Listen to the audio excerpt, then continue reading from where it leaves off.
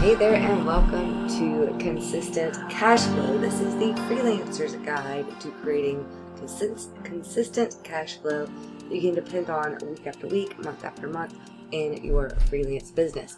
So what you'll get is this PDF. I'm going to just walk you through how to get the most of it right now.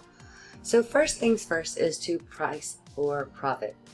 One of the biggest mistakes that freelancers make when they're getting started, myself included, is to not charge enough. So this is really something that took a while for me to really understand all the way, is that higher prices are actually better for your clients. Why is that? Well, whenever you're not charging enough, people don't value your service enough, number one.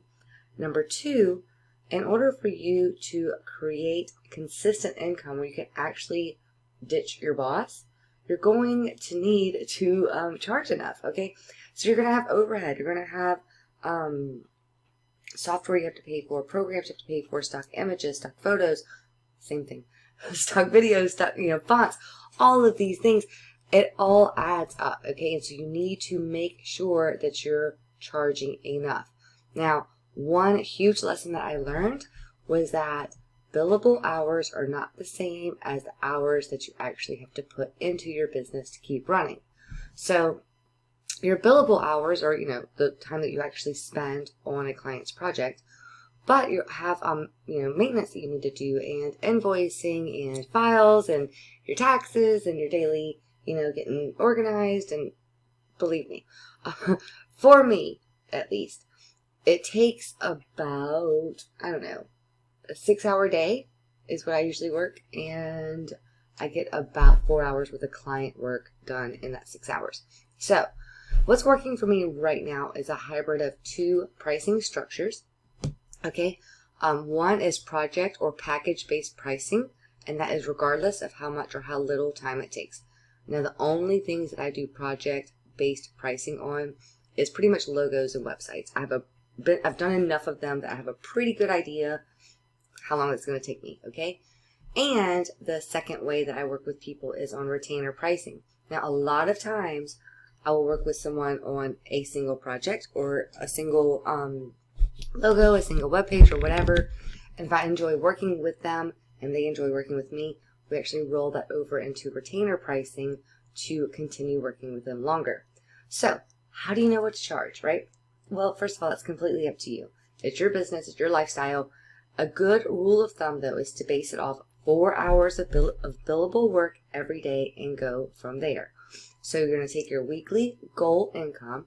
Let's say your goal is right now, you're still in the 9-to-5 and you're in transition. So maybe your weekly goal for income is $500 a week, and you're going to divide that by 20 hours. I am terrible at math. Let me find a calculator. 500 divided by 20 hours. So you're looking at $25 an hour right now to get started. Oops. Okay? So there you go. It's pretty easy to figure out. So anyway, that's how you're going to figure that out. The next thing is, this is so important. Who are you selling to? Now, we've all done 1.5 million ideal client worksheets where you try to figure out your ideal client avatar and where they shop at and where they like to eat out at and blah, blah, blah. Well, it is very important to know some of these things. The more specific you can be about exactly who you want to work with and how they can work with you, the easier it's going to be for people to give you an easy yes when it comes to your offers. So if you think about it, if you suffer with allergies, would you rather go see a general practitioner? I do suffer with allergies, so I'm kind of coughing. Would you go rather see a general practitioner or an allergist?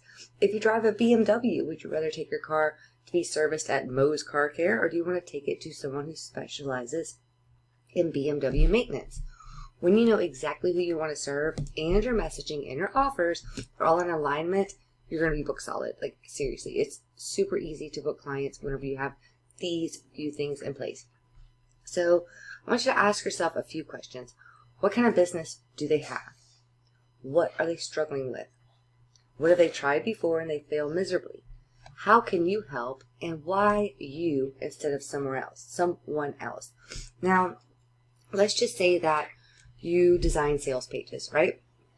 And what the people that you want to work with, maybe they are yoga instructors. So what type of business do they have? They have a yoga business. What are they struggling with? Maybe your ideal client is really just struggling with the tech. Like they're not techie at all. They kind of know what they want, but they are clueless. And then what have they tried before and failed miserably? Maybe they've tried Wix or tried to create their own Squarespace and it's just been a disaster, right? So how can you help? Well, you can just take that clean off their plate, take care of it for them, and they don't have to worry about anything because you understand the tech. And then why you instead of someone else? Well, if your ideal client is a yoga instructor, then maybe you're like really passionate about yoga. So that's how it all kind of fits together. That's why knowing exactly who you want to serve is so important. I don't want to build sales pages for just anybody. There's a specific type of client that I like to work with. Generally, they're an online coach. Generally, they do help people with mindset, alternative health and wellness, that sort of thing. That's who I like to work with. I know that audience. I know that ideal client avatar because I am it. Okay? Next thing, you need to have a very clear understanding of what you are selling, what you have to offer. Okay? Now, like this is, you have to get crystal clear exactly what you will do, exactly what you won't do, and what that looks like. You want to try to narrow this down to like 3 to 5 at the very most main packages. So for example, on my work with me page, there's only a few ways to work with me. Sales page design, logo design, website design, and retainer, which is my most popular offer. Of course, there are a ton of things that I can do for clients, okay? I can do email marketing. I can do Facebook ads. I can do video editing. I can do audio editing. I can write blog posts. All this stuff, but it's not on my website. Why? You want to lead with the tip of your spear. This is your strongest point. This is what you can do day in and day out. And then, if you like working with that person, and they like working with you, you can gradually offer more things or roll them over into a retainer client if you prefer to do it that way. So when you're creating your packages, again, you're going to stick with the tip of the spear, the strongest points that you have, and all the other stuff that you can do. You can offer that later. That's going to be like your secret surprises. You don't want to give it all away at once, right? Just the main 3 to 5 core offers. And then you have to figure out what are you going to include in that package to make it an easy yes. What is it going to be where they see that and they're like, oh, thank God, that's exactly what I needed. Wow. Okay, I gotta get in touch with this girl because she's going to be amazing. So here's some package ideas for a copywriter. Maybe it's a sales page copy, maybe 6 sales emails and 6 social media posts around that sales page. If you're a social media manager, maybe one of your packages is 30 days of social media posts plus 10 live stream topic ideas. If you're a graphic designer, maybe it's a logo plus your social media banners and a business card design. If you're a web designer, maybe a 5-page website, 5 blog posts, and 1 year of hosting. So for example, I was talking to a new client and she didn't need blog posts. She didn't need a lot of the stuff. But what she did not have was a lead magnet. So I swapped out what I would normally do, which is the 5 blog posts, for creating a lead magnet and integrating all of that. But the goal here is to create packages that make it an easy yes. Okay, simplify exactly what they want. And you don't want to junk it up with all these different options, okay? I know it sounds counterintuitive, but the fewer options, the better. A confused mind always says no. And when you have too many options, then you get like, I don't know. There's too much. It's too much to consider. So I've went ahead and created this for you so that you can kind of play around with some different packages. Now the good news is, this is your business. This is your website. You can change this at any time. You are not married to this. Nobody's going to get mad at you if you change it tomorrow or the next day or whatever. Don't tinker with it too much. But don't feel like you have to agonize over these choices because you're stuck with them till you die. No. No, ma'am. I typically keep the same offers for 1 to 2 years, actually, before I change anything up, as whenever I find a winning combination. Okay. So, what we also want to find out is, where do your ideal clients hang out online? Are they on Facebook, Instagram, LinkedIn, Pinterest? you're going to find most of your paying clients are going to be either Facebook, Instagram, or LinkedIn. And I hear wonderful things about LinkedIn. It's just not my bag. But Facebook and Instagram are both really good places to find clients right now. Okay. Now, this is something that I do like to nail down with my clients. And 99.9% of the people that I work with, they find their best clients in Facebook groups. Facebook groups are by far the easiest place to connect with people who are interested in what you're interested in.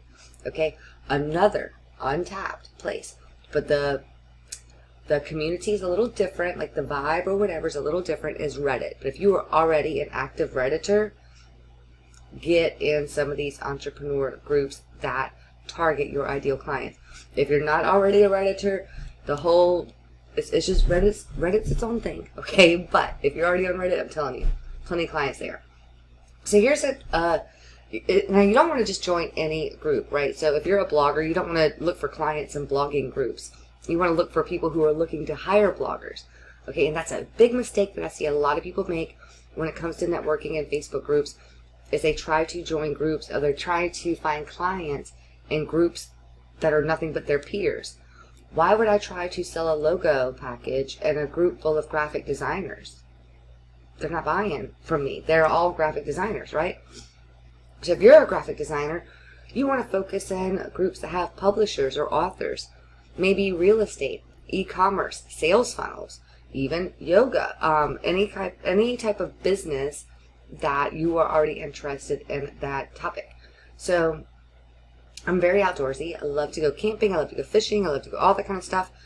If I were starting over again and maybe I just wanted to target the sports and outdoors niche, I wouldn't be in a graphic designer group. I would be in a group for sports and outdoors, outfitter business owners. Okay, if you're a copywriter, then you want to find web design groups, okay? Because web design and copywriting are like two things that go together so much, and they're very complementary, but it's not usually a web designer is not a copywriter, and vice versa. Okay?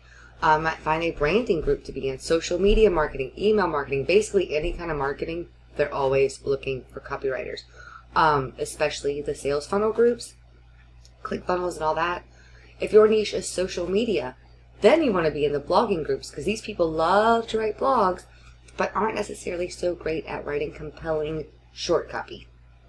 Podcasting is another really good group to be in, public speaking or photography. So do you see how this kind of works? You're not looking for groups of your peers. You're looking for groups of your clients, your potential clients. And last but not least, I would like to invite you, speaking of Facebook groups, to join the Break Up With My Boss Facebook community. I think there's about 500 people in there right now. It's a lot of fun. Everybody's super cool, super chill, and it is Break Up With My Boss in Facebook. And if you're stuck, you need help, you want to book a call, you can go ahead and book a breakthrough session by clicking that button right there. So if you have any questions, please ask in the Facebook group, and I'll be more than happy to help you out. Talk to you later.